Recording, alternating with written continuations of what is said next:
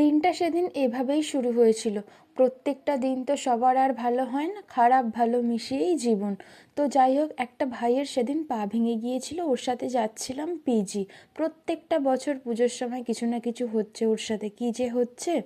তো ফিরতে ফিরতে আমাদের বিকেল হয়ে গিয়েছিল, সবার খিদে পাচ্ছিল, তাই ভাবলাম রোল খাওয়া যাক। তো সবাই মিলে রোল খেয়ে একটু বাড়ি এসে রেস্ট করছিলাম। ওর মনটা ভীষণ খারাপ ছিল, তাই আমরা ভাবছিলাম কি করব। তো হঠাৎ প্ল্যান করলাম সবাই মিলে সন্ধেবেলা ওর বাড়ি যাব, আর যতটুকু অল্প সময়ে করা যায় মুড়ির পিকনিক করব। ও ভীষণ খুশি হলো, সময়টা আমরা ভীষণ ভালোভাবে সবাই মিলে কাটালাম। মজা গল্প করতে করতে সন্ধেটা আমাদের সবারই বেশ ভালো জমে গিয়েছিল। সামনেই আবার কালী পুজো, প্রত্যেকটা বছর আমাদের বাড়িতে কালী পুজো হয়। আর কালী পুজোর সময় বাইরে থেকে কোনো লোক এসে প্যান্ডেল করে না, আমরা নিজেরাই করি ছোট থেকে। সামনেই চলে আসছে পুজো, তো প্যান্ডেল করাটাও রাত্রে রোজ এবার শুরু হচ্ছে।